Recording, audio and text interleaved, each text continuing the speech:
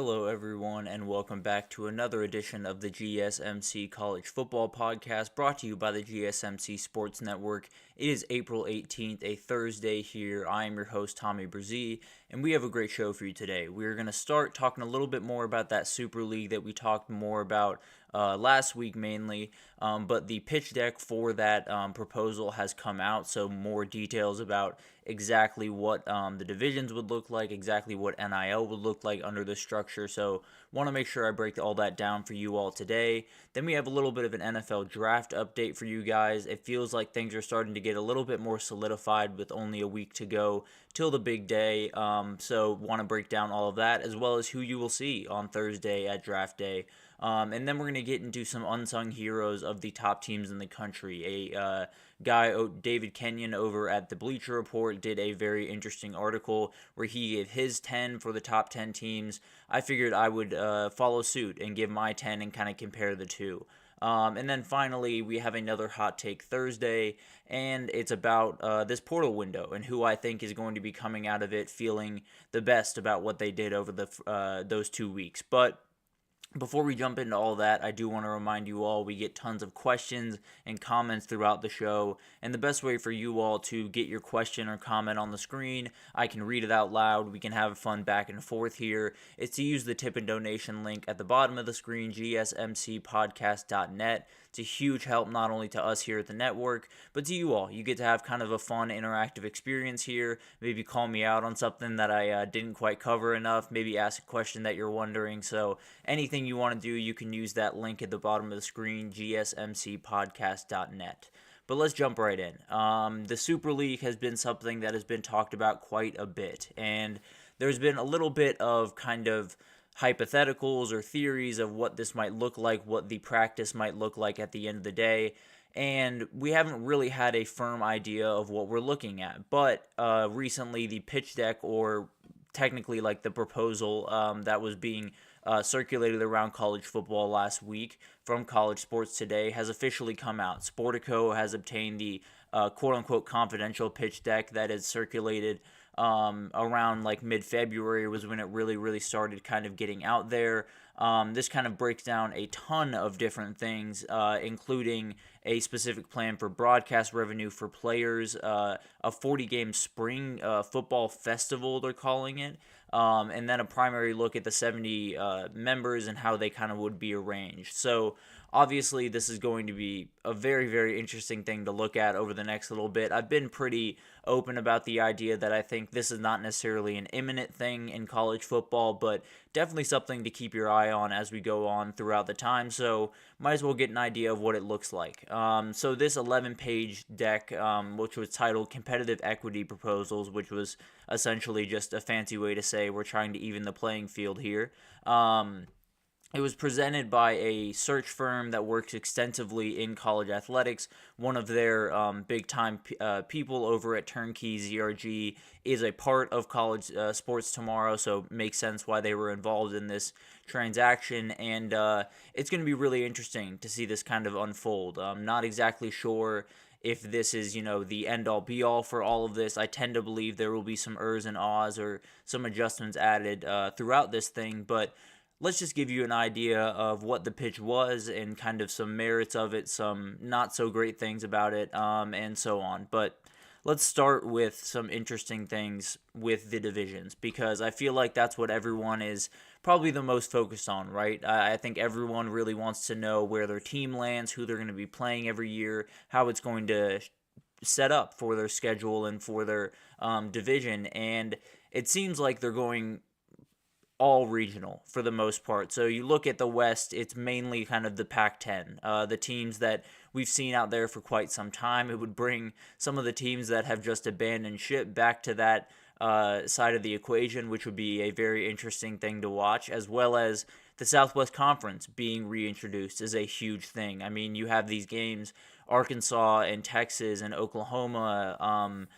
People don't really fully understand how big of rivalries those can be. Texas Tech and A&M is another one that I think has kind of fallen by the wayside, obviously, as A&M has moved on to the SEC, but there's some hate there, and there definitely will be when they get on the field if this does come to fruition, because this is a fun group of teams that all of them hate each other just insane amounts. So I think this conference in particular, it's one that I've talked about a little bit. I would love to be in college football again because of that reason. I think they have so much history, they have so much hatred for each other, and they're right around the same area. I mean, you're pretty much entirely, actually. It's Arkansas, it's Oklahoma, and it's Texas. So you're right there. You know people that are fans of all these teams.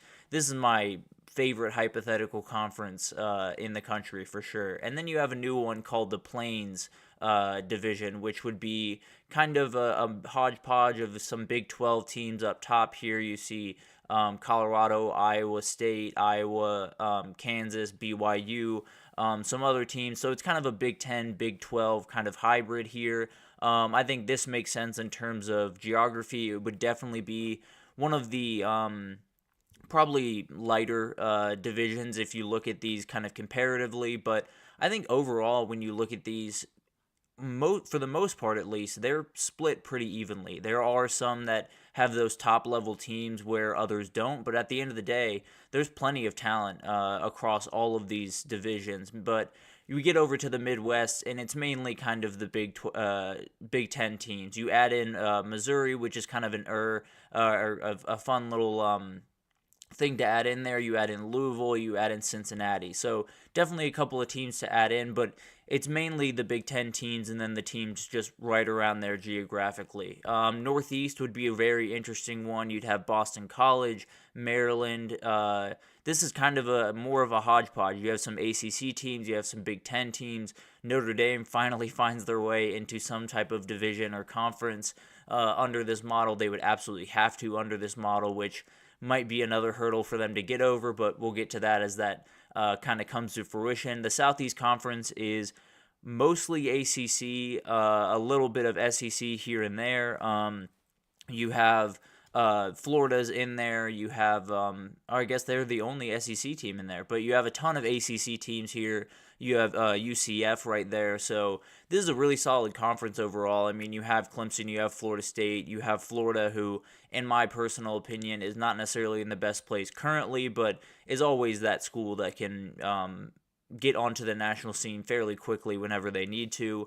You add people like North Carolina, South Carolina, another SEC team in here. So tons to watch in that one. And then the South Conference is pretty much the SEC, at least the SEC of old. You add Georgia Tech back into the mix over at the SEC, and I think there are some people that have totally forgotten that there were times when Georgia Tech was not only in the SEC, but one of the best teams in the SEC. They were playing Auburn every single year. That was a big-time rivalry. Obviously, Georgia was one, but there's so many great games that I think would be kind of reintroduced here that we obviously, people my age never really got to see, but at the end of the day, would absolutely love to see it. I think Georgia Tech joining these teams that are right around their area instead of having to travel up to Syracuse, New York, and deal with that is definitely a little bit easier, and definitely I think would add to the mystique of this conference at least a little bit. But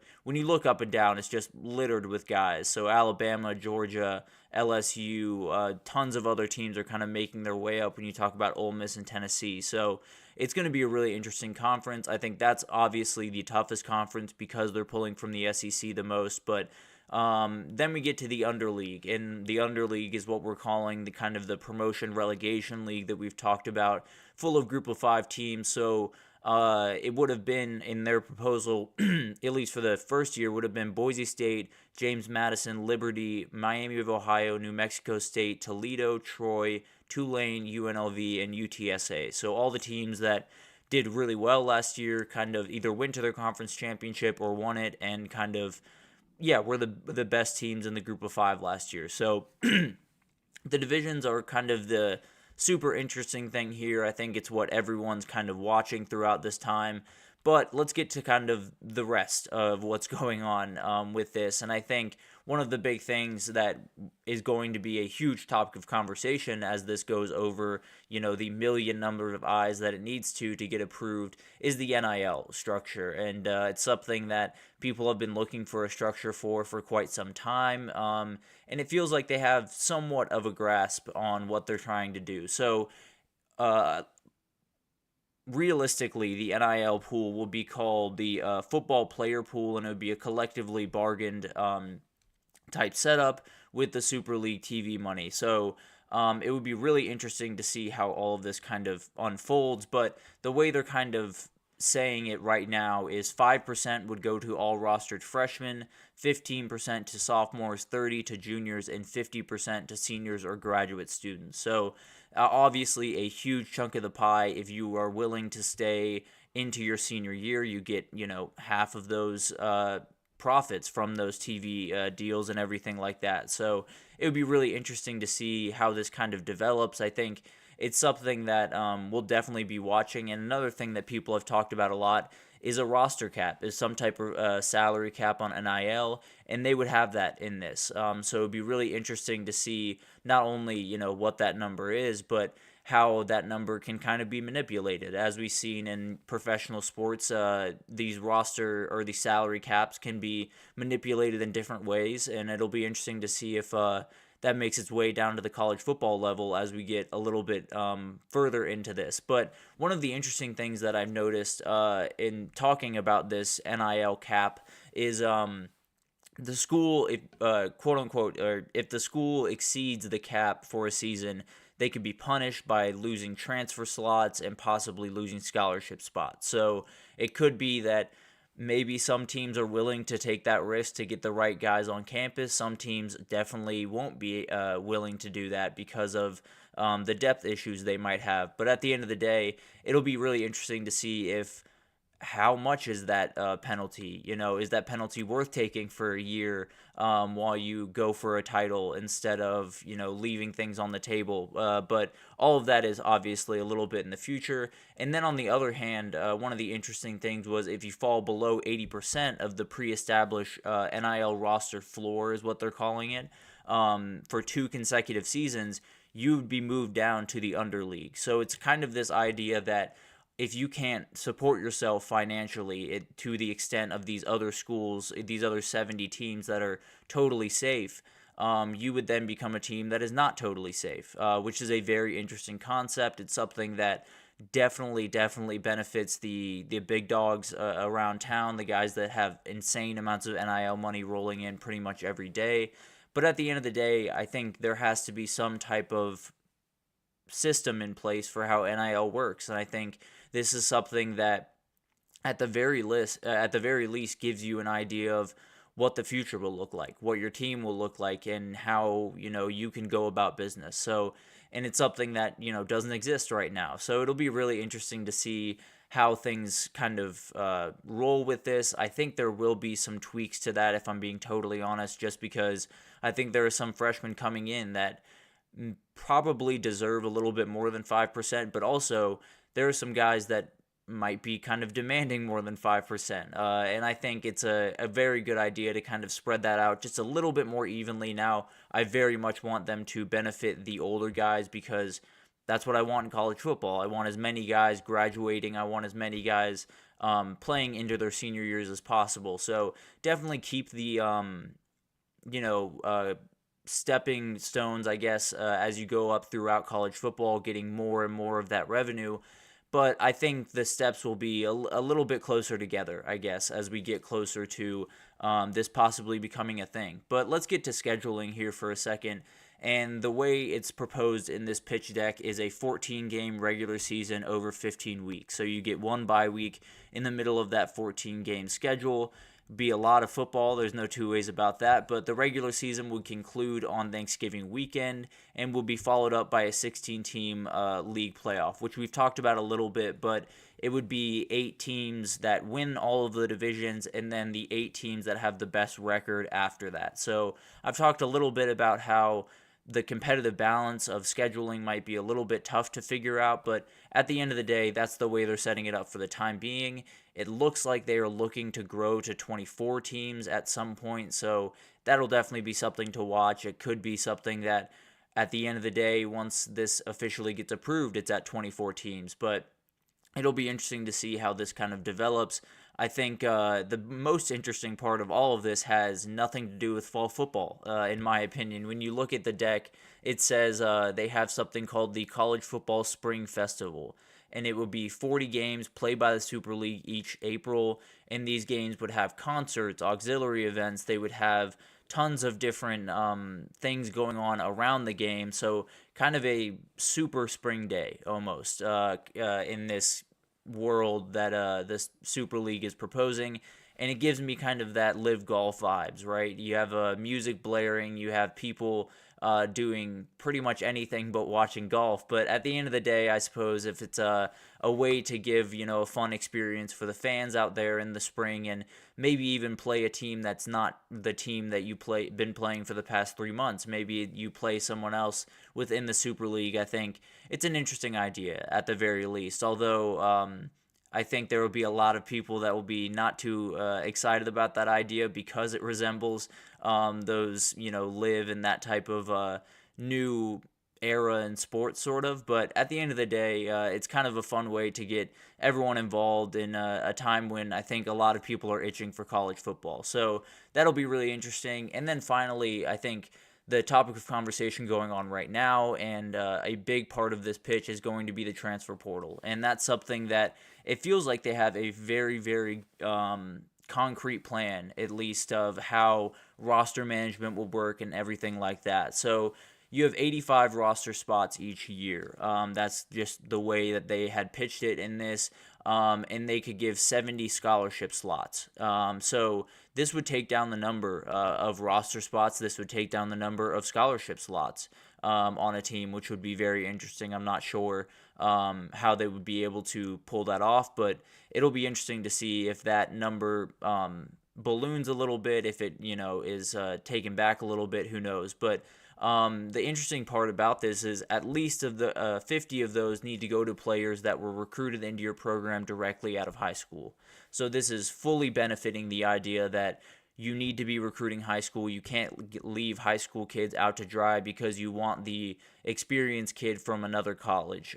So you can't just do sort of the Colorado way of things and totally just flip over a roster by only transfer portal kids. You have to have some of your high school kids in there, and then each year you would have the ability to one of the very interesting things in here that I just skipped over was athletes would have the ability to transfer twice in a 5-year eligibility window. So they wouldn't have this ability to, have 3 teams on their resume or 4 teams on their resume.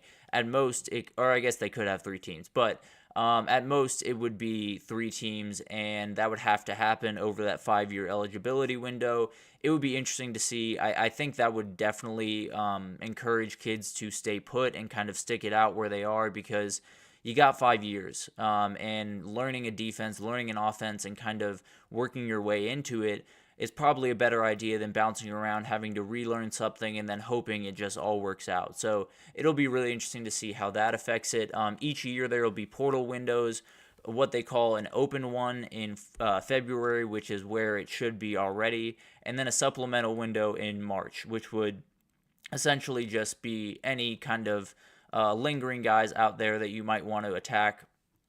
You can do that in March, and you can sign a maximum of 10 players during each of those cycles. So it'll be really interesting to see how the strategy, I suppose, of recruiting, especially transfer portal recruiting, would go on during those months. Some guys would go up to the entire 10. Some would go closer to 5 or 4. Pretty much kind of the way of things right now.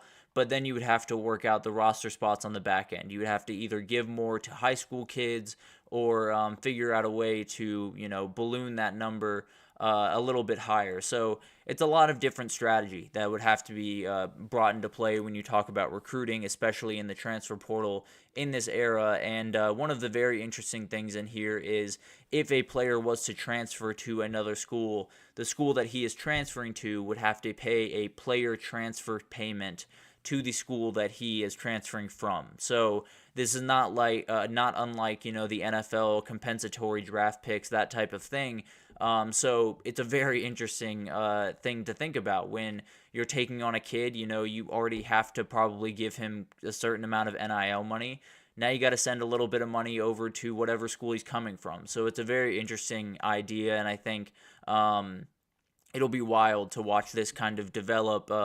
Even, this proposal develop over the next little bit. But I think it'll be really, really interesting to see all of this unfold. I think all of this is going to be very fluctuating, if I had to imagine. But to be totally honest, this NIL structure is really, excuse me, the transfer portal structure is really kind of where they have my attention the most. I think this is something that is actually in the benefit of the sport, is actually in the benefit of the kids, and puts them in a position where they think, a little bit more thoroughly before making those decisions, like to leave a program or which program to join. So I think it's a really interesting thing that among all of this stuff, there's some popular stuff in here. There's some stuff I think needs a little bit of tweaking, but the transfer portal stuff I think is very, very intriguing, and I think would give, at the very least, some college coaches a peace of mind when they're going into this time of year, and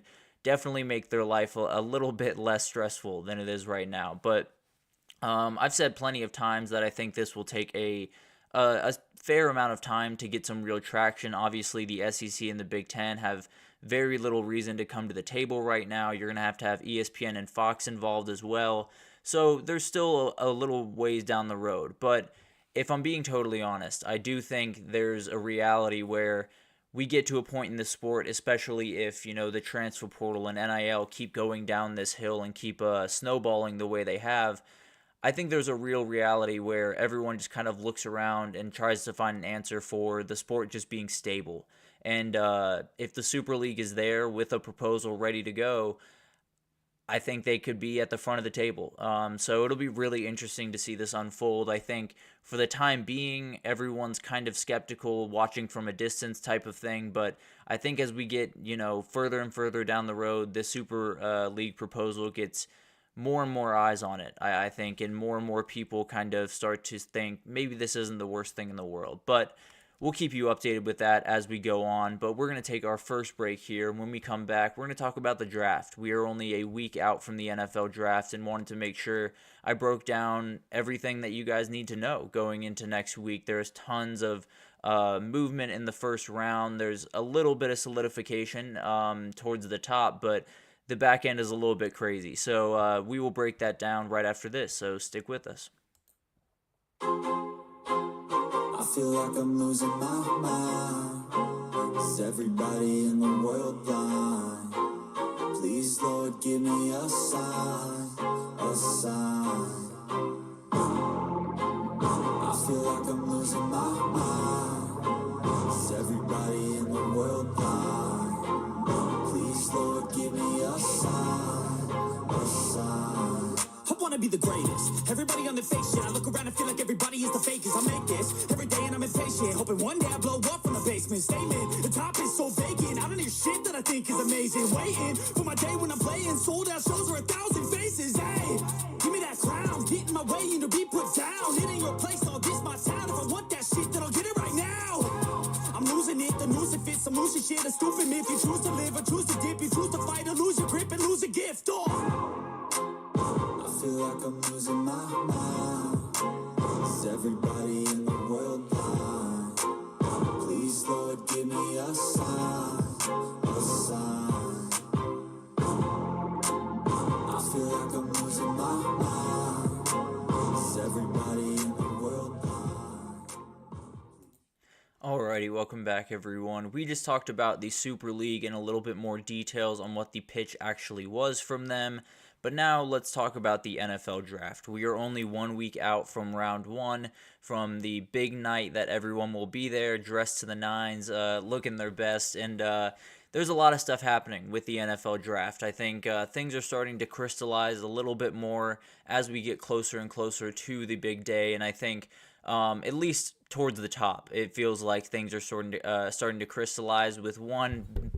Excuse me, I just knocked over my mic, with one very major exception. But let's start up at the top. The more and more I look at these mock drafts, the more I feel confident that it is going to be Caleb Williams 1, Jaden Daniels 2, and Drake May 3. Now, the Pats are one that's a little bit more unknown. I think they could go wide receiver. I think they could trade down, but it feels like Drake May is going to end up being a Patriot. It feels like Jaden Daniels will be a Commander, and unless something crazy happens, Caleb Williams will be a Bear. So it'll be really interesting to see if anything changes with that. But at the end of the day, I really do feel like that's where everyone's going to end up. Now, where does that leave JJ McCarthy? Because there was a lot of kind of back and forth between, is it going to be JJ McCarthy as QB3 or is it going to be Drake May? Could JJ McCarthy even be QB2 in this draft and go to the Commanders?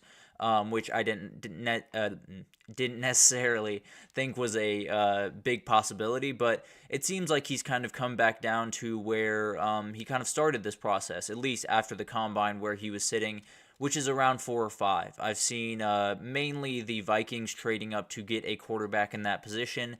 Now I've seen them take Drake May because J.J. McCarthy went to the Patriots. I've seen them take J.J. because Drake May went to the Patriots. So I think the Vikings are kind of in a situation where they like either of those guys. They feel very confident that the top two are going to be the top two in Caleb Williams and excuse me, I apologize. In Caleb Williams and Jane Daniels. But I do think there is a little bit of things up in the air when it comes to Drake May or J.J. McCarthy. Not exactly sure what the Patriots are thinking right this second. I'd lean Drake May, but whoever it isn't at pick 3, it's going to be at pick 4 or 5, depending on who they trade up with. Now, I tend to believe that Arizona will stay put at number 4, so I think it will be likely the Vikings trading up from 11 to get that Chargers pick at 4, but it'll be really interesting to kind of see that develop over the next little bit. I think the Cardinals are one that I personally would just stay put and get Marvin Harrison Jr. I think you need the guy that can absolutely be a difference maker, and although you're kind of in a position where you're not 100% sure that Kyler Murray is your long-term solution at quarterback, I think having someone like Marvin Harrison Jr. in the building whenever that new guy comes in is a massive, massive advantage for them going forward. So I wouldn't put anything up to chance if I was Arizona. I would grab Marvin Harrison Jr. and just keep it moving. I would just try to do my best with this draft, not try to overthink it, and keep it moving for this year, and then, you make decisions down the road type of thing. But after that, after the number 5 pick, which in a lot of mock draft is J.J. McCarthy going to the Vikings, which I've talked about a little bit, but I think is just a remarkable fit for him. I think it would be as good of a fit as he possibly could have at this next level, so would be very excited for that. And then you get 6 through 9, and it feels like it is the same thing over and over and over again when I look through these mock drafts. We have Malik Neighbors at 6 to the Giants. I've seen that 10,000 times. You have Joe Alt at 7 to the Titans. I don't know if I've ever seen a pick different than that at number 7, to be totally honest with you. Dallas Turner at 8 to the Falcons, and then Roma Dunze at 9 to the Bears. So that's what I tend to expect to happen. Now, the Falcons are still kind of the wild card there. There has been some talk about maybe them trading with the Jets for the Jets to trade up and get Roma Dunze if they really, really like him. I think there's been some talk about them possibly taking Byron Murphy at the defensive tackle position there. So the Falcons are a little bit up in the air, but I keep seeing Dallas Turner's name next to the Falcons, and I feel like that's probably where they'll end up a week from today. But at 10, it's kind of an interesting situation. So the Jets are in a position where you probably need a little bit more help in terms of wide receiver or tight end help. So I've seen some Brock Bowers picks right here, which I think would be a great pick. I've seen linemen here, and that's where I tend to lean, if I'm being totally honest. I think when you look at wide receivers and you look at tight ends, I think there's an ability, or there's this tendency, I think, when we're looking around the NFL, is to just take the last year and use that as the only moniker for what this team can be. And I think the wide receivers didn't look necessarily great last year because the quarterback play wasn't necessarily great last year. But I think with Aaron Rodgers back, Garrett Wilson will be playing at a very high level. I think you have Alan Lazard there as well. So I don't know if that's as quite a big of a need as offensive line. So in a mock draft that Mel Kiper and Field Yates did, where they kind of did a ping pong type draft, they had Troy Fatanu going as a combo O lineman from Washington, excuse me. Did a mock draft with him going to the Jets. So I think that would be a great pickup, would be someone you can put at tackle or guard if you absolutely need to. So definitely some upside there, and I think that's the way that personally I would go, I guess, if I was the Jets GM. But then kind of the run on offensive linemen happens very quickly. You have J.C. Latham at 11. You have Fashanu Fuaga from Oregon State. You have Graham Barton from Duke, Amarius Mims from Georgia, Tyler Guyton from Oklahoma, and then Jordan Morgan from Arizona, all in the first round in this Kuiper Yates mock draft that we're talking about. And I think they're right. I mean, there's so many teams that are going to need offensive tackle help. There always are teams that need offensive tackle or offensive line help. And they might just have to push up to the first to get their right guy, because so many of these guys are going to be going very quickly. We know that teams start to kind of panic if one of the big time guys at a position that they need goes off the board. So I would expect a big time run on offensive linemen, and probably that to be the most picked position in this upcoming draft, at least in the first round. And then kind of the wide receiver position is the other one that we've been watching in the first round a lot. And it feels like the 3 wide receivers in top 10, they will be going top 10. I think there's very little chance that any of those guys fall out of there. Maybe Roma Dunze, but I still think he will be a top 10 pick. Now, the question is, what happens after that? You have so many guys that are so talented, and feels like people are ordering them in a ton of different ways. You have Brian Thomas, A.D. Mitchell, Xavier Worthy, Ladd McConkey, even Ricky Pearsall is getting in that conversation. So there are so many guys and different ways to rank them, but there isn't one after those top 3 guys in the top 10 until Brian Thomas at 17, at least in this particular mock draft. Now, I've seen his over-under is at 16.5, so you can take what you want. I believe his under is actually minus money right now, so definitely interesting that they have him at 17, but Vegas would have him at 16, 15, a little bit earlier on in the draft. But it'll be interesting to see. But after Brian Thomas, or including Brian Thomas, there are 4 of the last 15 picks of the first round were wide receivers. So plenty of talent in this wide receiver class. Same thing like offensive lineman. You might have to stretch to get the guy you absolutely want. I believe in this one they had Xavier Legette going 32 to the Chiefs. I've seen Xavier Worthy there. I've seen Ladd McConkey there. So that'll definitely be one to watch later on in that draft, or in the first round of that draft. Corners is another position that really blew up in the first round, and a little bit surprising to me, but when you look at the names, I mean, it's hard to really fault anyone. So it starts with Quinyon Mitchell. He was the first of 5 cornerbacks taken in the first round of this mock draft. He was 13 to the Raiders. Then he followed up with guys like Terrion Arnold, who I think was only a couple of picks after him, Cooper DeJean, Kool-Aid McKinstry, Nate Wiggins. There are so many talented cornerbacks, and that's leaving out guys like Kamari Lassiter, who I think could be an absolute difference maker at the next level. But let's get to kind of the later round quarterbacks. Michael Penix did not have to wait long in this mock draft. He was the top pick of the second round to the Rams, a pick that I think is as good of a fit as he possibly could want in the NFL. And then you have Bo Nix shortly after the Giants, and if I'm being totally honest with you, I think he could totally take over the starting role this year from Daniel Jones, even when Daniel Jones is making all that money. I think Bo Nix is some of the things that Daniel Jones isn't, with all of the good things that Daniel Jones is. So it'll be really interesting to watch that develop, but I would definitely be keeping my eye out on that one if he does end up in New York. And we've talked about the safety position a little bit on here, and how it's kind of a weaker position for the most part. But 2 guys that have found their way into the top 2 rounds are Cole Bishop and Javon Bullard.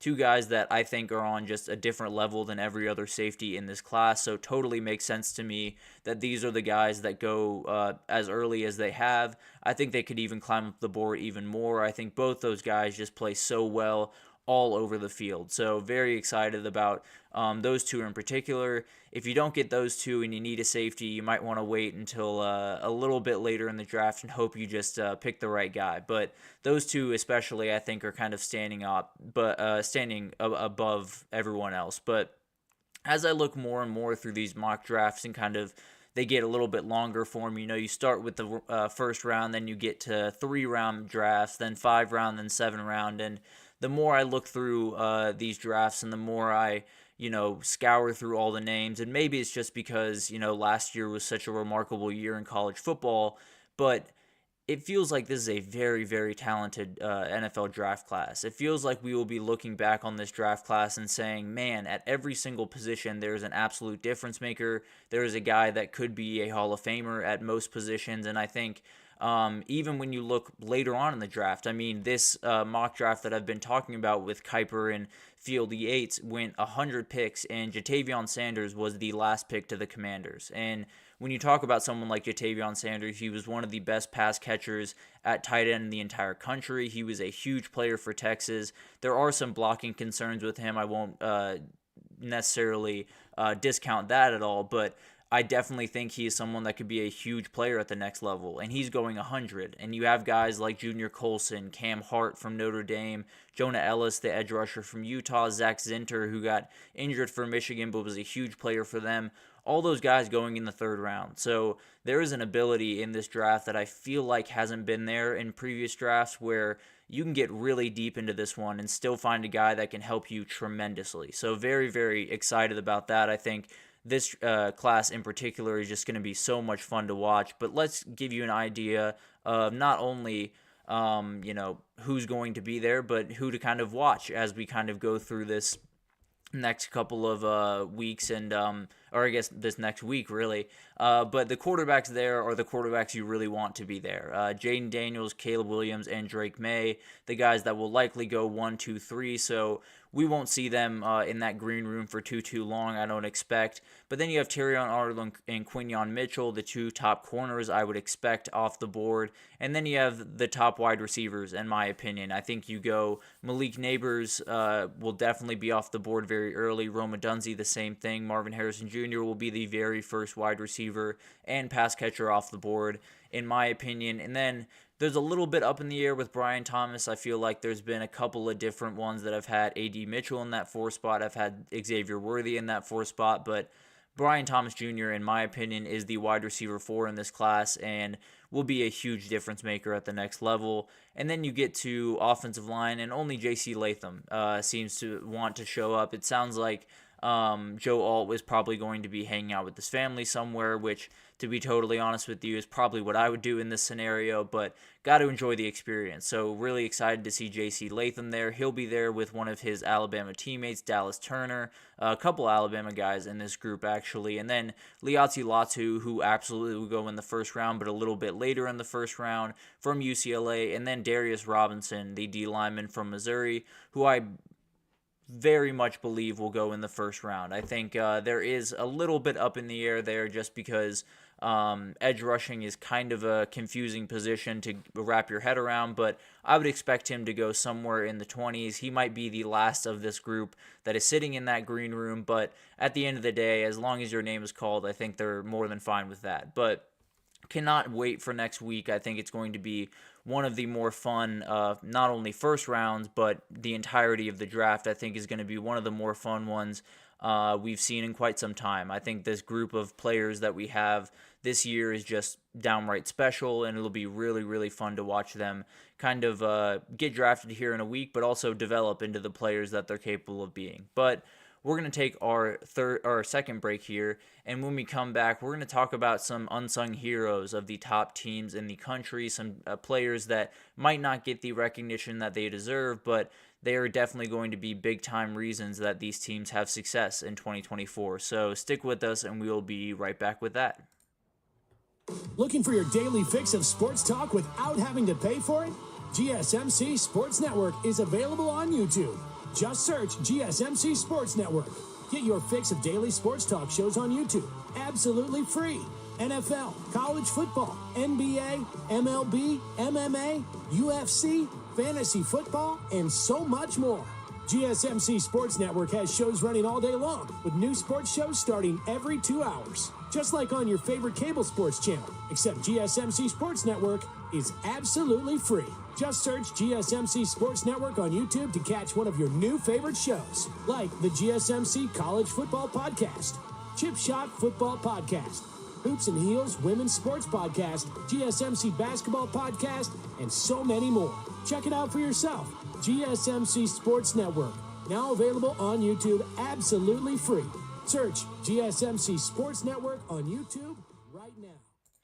Alrighty, welcome back everyone. We just talked about the NFL draft, gave you guys a little bit of an update of where we're at, a little bit a week out, a little bit over a week I suppose, out of the NFL draft, gave you an idea of who's going to be in attendance and everything like that. But let's jump into some unsung heroes of the top 10 teams in the country. Now, these are the top 10 teams by the AP poll, not necessarily my top 10 teams, but this idea came from David Kenyon over at the Bleacher Report, someone that did kind of his hidden gems of the top 10 teams. So I figured I would give you guys his pick, his rationale for that, and also give you my own pick and give you, maybe you can pick a winner at the end of this if you really want to. But to start, let's go to Clemson, and let's start with Peyton Page, the pick from Kenyon, and I think that's a really interesting one. That's one that is a little bit down on the depth chart, at least over the first couple of years there, but has collected 24 tackles, 4 tackles for loss, so was definitely someone that, when he was on the field, was a big-time player. All the attention's going towards Peter Woods and all the guys walking out the program, but there's plenty of talent still there, and I think Peyton Page is someone that could be a huge piece to this defense in terms of rotation on that defensive line. And my pick was Wade Woodaz. And now this might be a little bit less of an under-the-radar type guy. I think this one is just more, I don't think everyone knows just how good this kid is. I think if you're a Clemson fan, I think you fully understand what this kid is capable of. But I think if you're a more casual football fan and you're watching Clemson and you see number 17 over and over and over again, you'll be saying, who's that kid? And it's Wade Woodaz. He's going to be all over the field. He's someone that I think is... Barrett Carter is obviously the best linebacker in that group and will be setting the pace for everyone, but man, Wade Woodaz is not as far behind him as some people might think. So very, very interested to watch him develop. I think he's one of my favorite players across the country, just the way he goes about playing football. But let's move on to number 9 in Oklahoma. David Kenyon had Jaden Gibson, which I think is a great choice. When you look at this wide receiver room, there are so many good names, right? You have Nick Anderson, who's kind of the leader of that group. Andrel Anthony was incredible last year. He was a transfer over from Michigan. You have Jaleel Farouk, and then you brought in Deion Burks from Purdue, who I think is going to be a total game changer for them this year. So the wide receiver room overall is a really, really good room. When you look across the country, you talk about Texas, you talk about Ole Miss, you talk about Georgia when you talk about or Ohio State when you talk about wide receivers. But at the end of the day, Oklahoma has a remarkably good wide receiver group, and it goes back to, as long as that O-line can hold up, I mean, guys like Jaden Gibson and all of the other guys around him can really benefit. And the great thing that Jaden Gibson does is he's explosive. At least half of his receptions went for at least 25 yards. So that is a huge benefit. When you have all these other guys to worry about underneath, this guy is just running right past your defense and scoring a touchdown. So it'll be really interesting to watch him. I think he will be a huge piece because of the arm talent and particularly the arm strength that Jackson Arnold possesses. I think he'll be utilized in this offense just a little bit more. But my pick for this was Gavin Sawchuk. I think he's someone that does not necessarily get the respect that he deserves when it comes to this offense. I think he was a huge piece to what Dillon Gabriel was able to do last year. He was, I believe, a freshman last year going into his sophomore year this year. So definitely someone that still has ability to grow, but it's remarkable watching him run the ball because he does not take no for an answer. He's someone that runs through contact very, very aggressively, is very strong, and definitely will be a huge part of this Oklahoma offense this upcoming year. But let's move on to Michigan. He has Rayshon Berry, another defensive tackle on this list, someone that is, again, stuck behind some guys just like Peyton Page is at Clemson, but can definitely make some big-time plays. He was behind Chris Jenkins, Graham, Grant, and Cam Good a year ago. He still had 27 tackles, 5.5 tackles for loss. So he was a big-time player regardless of, how many people were in front of him. And now that's thinned out a little bit. So he's going to be a huge piece for them. And I think behind guys like Mason Graham and not Chris Jenkins, but Kenneth Grant, excuse me. Behind those two guys, I think he's going to be a huge rotational piece for them as they get into this season. And then my pick was Max Bredeson, the fullback for this team, the guy that is Michigan. He is as Michigan as it gets. He's someone that I'm sure Jim Harbaugh loved to no end. I'm sure Sharon Moore will love as well. So I think Max Bredeson is someone that we definitely don't talk about a lot because he's a fullback, which got to give some respect to the fullbacks out here. But Max Bredesen is as good as they come. He makes a huge difference on that offense, especially in run blocking, but he can go out and catch passes if you need him to. So a remarkably talented kid that I'm very, very excited to watch play. Even if he doesn't get the ball in his hands all the time, if you see him flatten a defensive end, it's a fun thing to watch. There's no two ways about that. But let's move on to Ole Miss. He does have Yam Banks here, who's a very, very interesting guy coming in from South Alabama. He was a first-team All-Sun Belt selection in 2022 and a third-team in 2023. So took a little bit of a step back, but was still very, very talented. He's a safety kind of nickelback. Probably will play nickelback for them if I had to imagine, with guys like Brandon Turnage on that team. But he had 96 tackles, 11.5 for loss, 7 picks, and 15 pass breakups over the 2 seasons. So this kid can do it all. He is going to be a huge piece to that back end that, if you remember last year, did not necessarily look very stout. So they definitely need as many guys on that back end as they can. They're bringing in a lot of transfers, and Yam Banks might just be the most important of the bunch, to be totally honest with you. For me, I went Jared Ivey's direction. I think he's someone that, when you look at this roster, especially the defensive line, as they built it out over this portal period, you have Walter Nolan on the inside, you have Princely Umanmielen on the outside, you have so many incredible guys. Sunshine Perkins is a guy that I've talked about a lot on here. Jared Ivey just continues to play really good football. He was a transfer over from Georgia Tech a couple of years ago, and it took him some time to get up to speed with the SEC way of things, but at the end of the day, this is a kid that gives them really good reps when he's in there, does a lot of really nice things, and I think will be a big piece of them not only being a good offensive line with a lot of talented kids, but being one that's consistent in, day out, can rotate those guys out and still have a very stout front. So very excited for him. I think he's going to take a big step forward. But let's move on to Utah, and we got Sione Fotu is the guy that Kenyon has kind of dubbed as the unsung hero, or the hidden gem as he called it.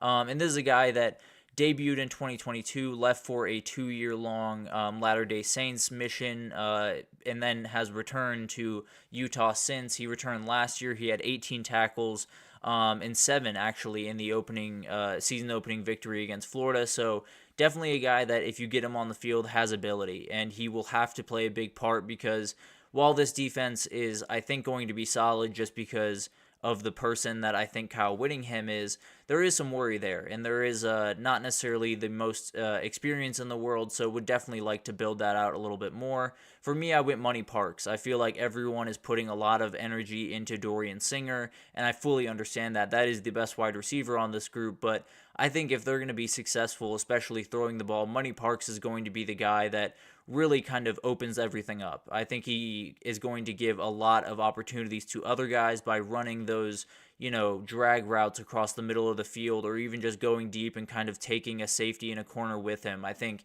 he's a huge piece to this offense, even as, a decoy to be used from time to time. I think he could be hugely helpful to them. For Alabama, Kenyon went the kind of direction of special teams, which I totally agree, and actually went a little bit later here. But James Burnip is as good of a punter as there is in the country. And as we know, field position is a huge battle in these games, especially in college football, when if you can pin someone deep, some mistakes happen pretty quickly. So I will definitely be watching him very closely. He is a huge asset for them. They're not necessarily super confident in their kicking ability right now, so James Burnip is going to be hugely important for them in the field position battle, and just keeping them, in a position to win a lot of ball games when maybe their offense isn't quite playing the way that they would hope. But one guy that I think could get their offense to that next level is Kendrick Law. I think he's someone that was kind of behind a couple of guys and was a little bit underutilized the past couple of years, but the speed on this kid is out of this world. He's going to return kicks for them. He's going to be a huge piece of this team, and I think he's someone that he might not make every play. He might not make the most plays on the team. In fact, I would be surprised if he was the leading receiver, but I do think he's going to make big plays. I think he's going to make big time chunk plays that kind of get this offense rolling, which is a huge thing for them, and also just kind of a good failsafe for Jalen Milroe to throw a little screen out to him and let him go to work. So definitely something to watch there.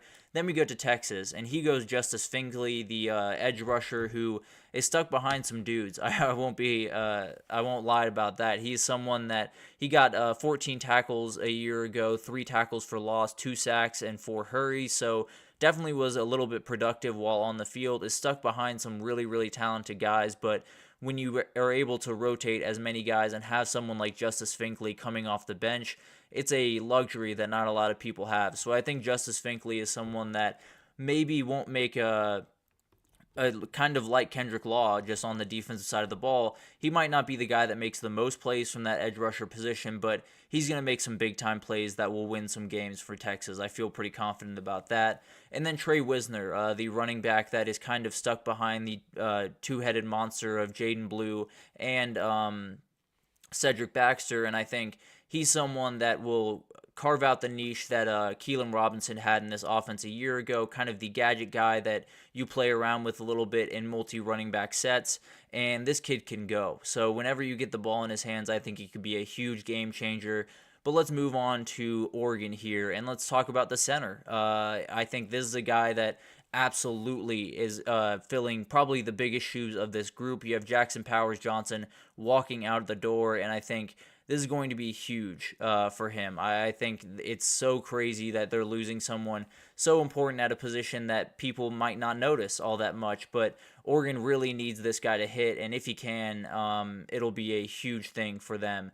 But then let's move to my pick, and Dante Manning is the guy that I have tabbed. They have so many guys coming in on the back end of that defense from the transfer portal, but they have one guy that has been there for quite a bit, and that's Dante Manning. He's been there, I believe, ever since Dan Lanning showed up, and he's been a huge piece for them. I think he's going to be huge just to keep everything in order the way it's supposed to be, which is a huge part of this, is something that they definitely need to be really, really good at. Make sure that everyone is in alignment, make sure that everyone is doing things on and off the field the way they should. So that'll be interesting to watch. Another DB on this list is David Kenyon's pick for Ohio State, Jermaine Matthews Jr., someone that is a little bit behind, this remarkable group on the back end of that defense. But even as a freshman, he had 13 tackles, 3 pass breakups, and a pick 6.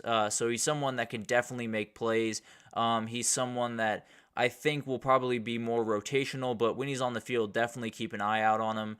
But for my pick, I have Jaden Fielding. He is someone that went 16 for 20 as the place kicker last year. It is a luxury to have a guy coming back at place kicker and someone that has tons of experience, both, place kicking and doing kickoff team. He's super important to this team, and I think definitely gives them at least a breath of fresh air when they can send out a kicker with total confidence. And then let's get to the top team and Georgia. And he picked Oscar Delp, which I think is the perfect pick. I think it's someone that everyone's talking about, Ben Urasek coming in from Stanford and Brock Bowers walking out. Oscar Delp might be right there with them in terms of how good they are. I think Oscar Delp is the best blocker of the group pretty comfortably. He had 24 catches, 284 yards, and 3 touchdowns a year ago. So he's someone that can step up. He's someone that can do the things that are necessary, and he's someone that can really put a defensive end on his butt. So I would definitely be watching this kid. I think NFL scouts are going to fall in love with this kid over this year. And then for my pick, I had Dan Jackson, the safety. I think he's someone that definitely is a little bit behind, the talent level around him, but the dude plays fast, and he plays hard, and he definitely loves the Georgia Bulldogs. That's for damn sure. But I think he's someone that plays just insanely fast, does everything the way that the coach would want him to do, and just plays the game the way that you would love your safety to play the game. So really, really like that kid. I think he is someone that not only on the field but off the field plays a huge part in that back end being successful next year. But that'll do it for this one. I think there are so many incredible names that really make these college football teams special, right? We talk so much about the top level guys. We talk so much about, the ability of the, starting quarterbacks and the starting wide receivers and all of that. And not necessarily that we shouldn't, but those guys that we just highlighted are the guys that will win championships for these teams. They're the ones that will make the plays that you need them to make. Whenever you talk about, a late postseason run, even in the NFL or the MLB especially, you have guys that you don't expect to step up in big time moments. And that's exactly the same thing in college football. So those guys are definitely guys to watch. I think they will be huge pieces for their teams going forward, especially into 2024. But let's take our last break here, and then when we come back, we will talk about the Miami Hurricanes. I think they are in a position to do a lot of work over the next 2 weeks, and I will break down why I think they might just be the most improved team over the next 2 weeks right after this. So stick with us.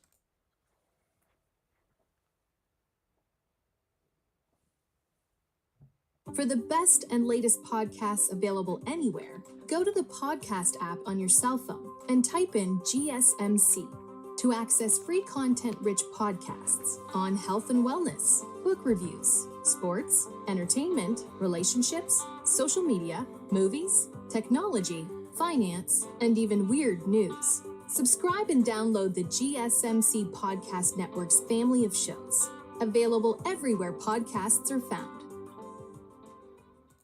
Alrighty, welcome back everyone. We just talked about some of the unsung heroes for the top 10 teams going into 2024, but now it's time for a Hot Take Thursday, and I think this one might be a little hot, might be not as hot as some of the past ones, but I do think Miami will be the big winners of the transfer portal. I do think they will be the most improved team, and part of that is because I think they might have to be the most improved team, but we'll get to that. Oh my God, excuse me. We will get to that as we go through this. But just to give you an idea of where they're sitting right now, who has already found their way out of Coral Gables, and the running back position is the one where they've taken the biggest hit. But Ja'Cory Brown is the quarterback that they have lost. He's someone that is very talented, super athletic. Definitely will have a market out there for him. I think he played a little bit in the Pinstripe Bowl this past year and played some good football. But him finding a new place to play doesn't necessarily surprise me with Cam Ward coming in. You also have Trevante Citizen and Henry Parrish, two guys at running back that are kind of different levels of going to miss them type of thing, how big of a hit this is.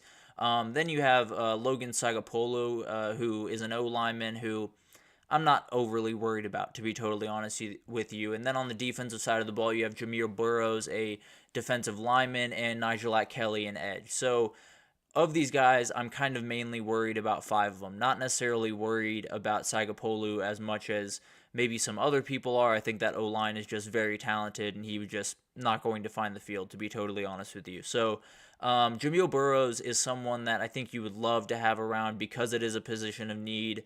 But at the end of the day, it might not be the worst thing that he's finding his way out. It might be because other guys are stepping up. It might be because they see someone in the portal that they really like and they're going to go after. So it'll be kind of interesting to see how this kind of develops from here for the defensive tackle position. But Jameer Burrows is one that you would love to keep on campus, but, not necessarily the worst thing when he does walk off, because there are a lot of defensive tackles that they will be going after in this portal window.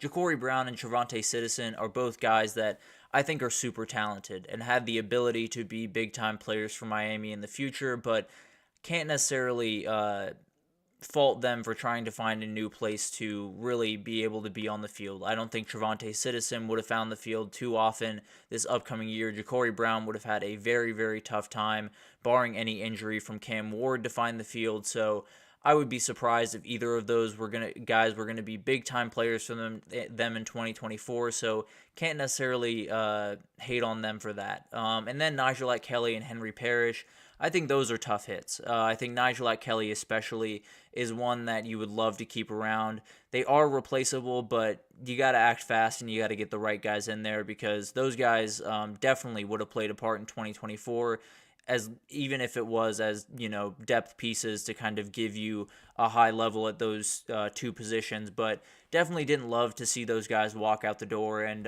will be trying their darndest to replace them as quickly as possible. So, but now let's get to why I think how, first of all, Miami can kind of rebuild this roster and make it stronger over the next 2 weeks, because there's a lot of different paths. But to me, it all starts with Damian Martinez. I think he is the guy that they need to be absolutely locked in on. I think they are currently the team that seems to be the leader for him, and that totally makes sense to me. Definitely someone that would be a great addition to this team and would make this backfield absolutely scary. You add someone like Damian Martinez to Mark Fletcher Jr., I think that is quite the duo.